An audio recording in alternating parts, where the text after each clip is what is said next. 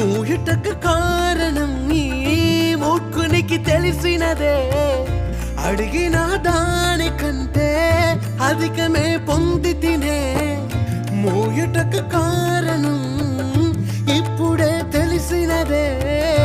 అడిగిన దానికంటే ఎక్కువే పొంది తినే నా చిన్న చిన్న ఆశలన్నీ ఎరిగి